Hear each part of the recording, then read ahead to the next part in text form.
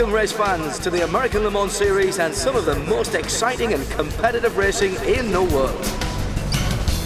Need your ticket.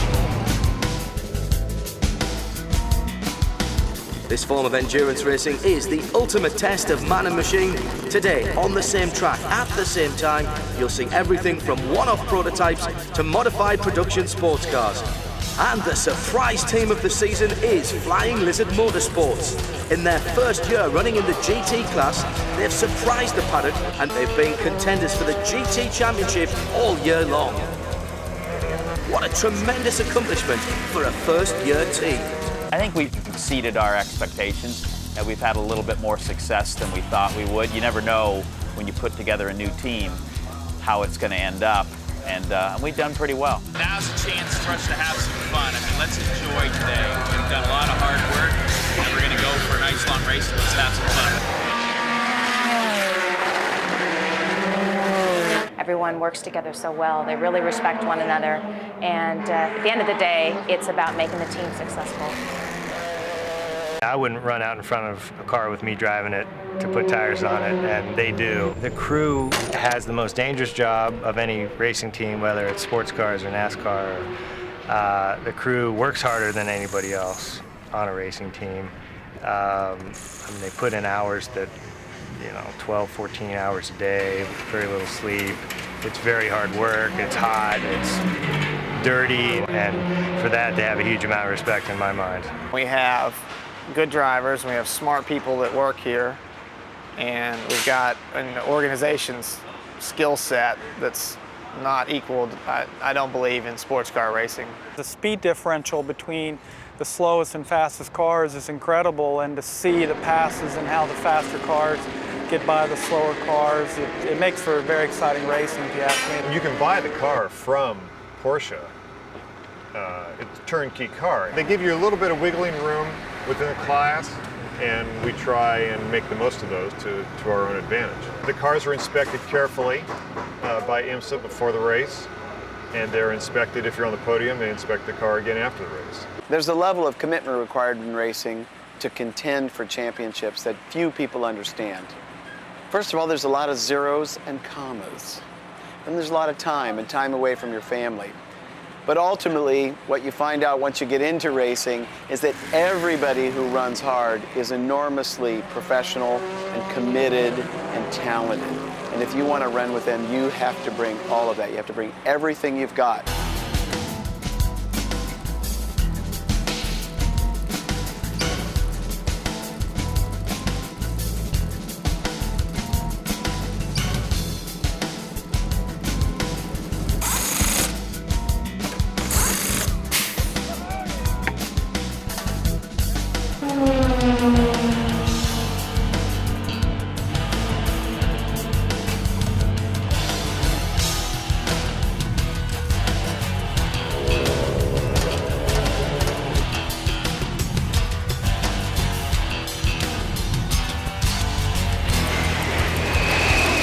So our expectations for the first year were to do well, hopefully finish on the podium a few times, not necessarily every time, certainly. We hope to win once this year if we could, but that was optimism. And I think we've certainly exceeded those expectations. Our first ALMS race was Sebring. We didn't know much. We really killed ourselves for a week and a half trying to figure it all out. Sebring was awesome. It was awesome. I mean, it was probably the most fun I've ever had in a race. I was pretty proud of being able to set quick lap times. It was telling as to what the Lizards were capable of for the rest of the season. Close competition in the American Le Mans Series means teams are always looking for an edge. Every second saved in the pits means an advantage on the track. We've talked to two of the drivers of the Flying Lizard team about the importance of the pit stop. The speed of the pit stops for the Lizards, especially for a first-year team, they're the quickest guys out there. And over a 10, 12, 24-hour race, that's a huge advantage. It's cool to have them be part of the end result of the race, not only from preparing the car, but actually they can actually make up time on the racetrack. The race situation can be very complicated and competitive, but you have to empty your mind. Around you, there are 15 people just buzzing, getting things ready, getting tires ready, getting tools ready, and you're just standing there trying to clear your mind. And then you see the car turn into pit lane and you start to prepare for what is an unbelievable burst of activity. Getting over the wall, getting the other driver out, getting in, getting everything hooked up, getting your belts on, and all around you, people are fueling the car, making adjustments, and changing the tires. And there comes a moment where you're just watching the guy with his hand on the air release, and as the car starts to drop, you start the car and pull away. And from that moment on, it's just you, the car, and the track.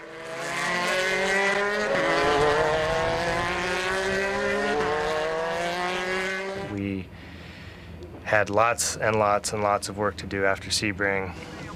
The result at Ohio was earlier than I think anybody expected, but for it to come so early and in such a convincing way made that result one of the most memorable wins of my career. Congratulations to these guys. I don't think it'll be the last time you see them. You heard Alex Job say, these might be the only guys out there that have anything for us, and they did today, Ralph.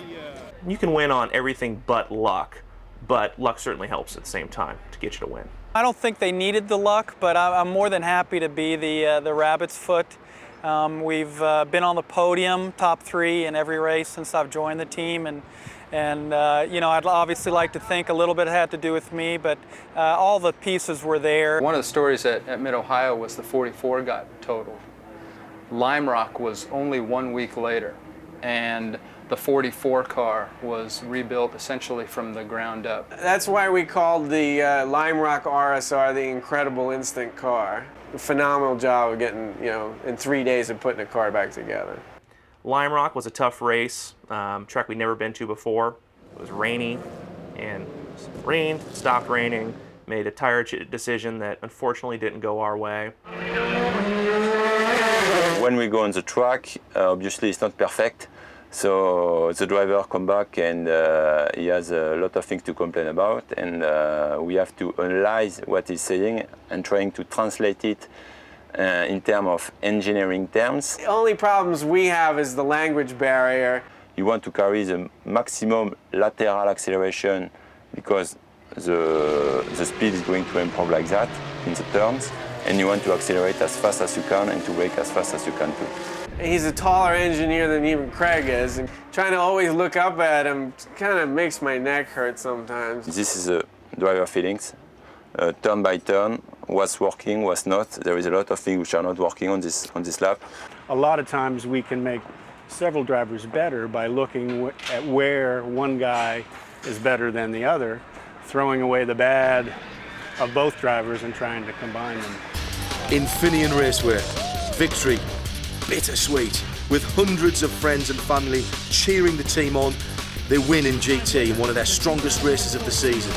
Sears Point was pretty exciting, kind of winning that. Now to go stand over there or something? We were awarded the first place trophy, and when Eric got up on stage to accept the entrance trophy, he invited all the crew members to come up. And sure enough, man, I caught my toe on one of those stairs and almost face-planted right in front of the whole crowd, man. So that's something I won't forget. I was sitting in the press room afterwards and started to hear a rumor about the team being penalized a number of seconds, which would take it back to second place. And I think it was a pretty big letdown for the team, but I think it kind of brought the team together and focused them for the remainder of the season. Portland, we blew an engine in the last test session of the day, or it was right before the start of the race, so we had to change an engine like in an hour and a half, and we were able to get it done, get it together, and unfortunately we weren't able to get it on track in time, but we started from pit lane, and we were able to get the car out, and we ended up second. Yeah, the second. Well, after Darren blew up the motor in the 45 car, it had a calming effect. You know, we had nothing to lose at that point. It could only get better. I think actually, since Johanna drove it just before I did, he got it ready to blow. I got in and it just went. Definitely not Darren's fault. No way. Both teams on the cars helped put the engine back in, and we made it just in time. It was pretty badass, actually. Very badass. When we finally rolled out of the garage and we rolled down pit lane, all the other crews and teams were clapping and cheering for us. That made me feel good. I'm sure it made the guys feel good because they did a great job. It was a lot of fun chasing Craig down in the end and finally getting by him with 1 lap to go. I was pretty excited. Round and round they go. It's a beautiful day for the race, and we hope you are enjoying the show.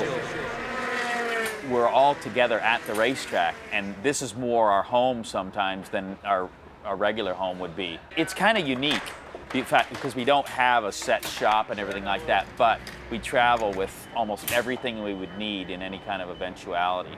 So, I mean, you could drop us down in any kind of flat spot anywhere in the country. We can set up our circus and go to work. Flying Lizard Motorsport Transporter is our home away from home. The crew chiefs, the marketing department, and the engineers will work in this section. Over here, we have a special place that Lonnie really likes. He spends a lot of time right here, laid out. The best memory so far of the season would be the 44 getting the pole position at Mosport when Lonnie qualified and broke the chain established by Alex Job Racing, winning every pole for the past 18 races. The crew, I believe, had thought that the Barker Lounger we pulled out at Mosport had a lot to do with me getting the pole, and I can't dispute that. The chair was quite comfortable, somehow bestowing upon me the pole's winning speed. You ever been to the upper brass? Yeah, Canada was a lot of fun. Yeah, that's right. It's mighty nice. That's the most enjoyable part, just, you know, hanging out with the guys and all the people in the team. Road America is stop number 7 in the 9-race series as the teams crisscross the continent. The Elkhart Lake track at a little over 4 miles is very demanding and the longest on the American Le Mans Series schedule. The 45 car is on the podium again with another strong 3rd place. On to Petit Le Mans, the 10-hour endurance race based on the famous 24 hours of Le Mans and the inspiration for the whole of the American Le Mans Series. We want to thank our teams and sponsors for making all this possible. Every car out on the track represents the week-in, week-out efforts of a great group of travelling competitors and suppliers. Let's catch up with Michelin tyre engineer John Church to bring us up to speed on the tyres being used in the American Le Mans Series. On a normal sprint race, you know, they can go through 8 to 10 sets per car. On a weekend like this, they'll double that. The reason you've got multiple people working on the tires is just the number of tires, the volume of them. I'm Nelson Perry from Independence, Kentucky. I take care of the tires for the 44 car. I'm Bradley Perry from Independence, Kentucky, tire system for both teams. Julian Calvette, Charlottesville, Virginia. I take care of the tires for the 45 car. John Church, Greenville, South Carolina, Michelin tire engineer. The level of effort that it takes to do this is unlike anything else I've seen. In an unbelievable 60-hour, no-sleep run-up to the race, not only did they do that and get the cars on track, but the crew was still strong during the race. Less than an hour into the race, the number 45's hopes for a win are dashed. Both cars couldn't keep themselves out of the gravel pits. So we got joking around saying we were going to make indoor little rock gardens for everybody to take home. We've got the greatest crew, and a great example is at the Petite, where we had an incident and we were able to get the car back to pit lane, which was amazing. But then the crew taking over and very quickly being able to get the car, you know, together again to finish the race was a phenomenal job. I mean, I was stunned at the time they were able to do it in, and finishing the race for, you know, was amazing. Laguna Seca. A championship is still possible after all of the trials and tribulations of the preceding 8 races.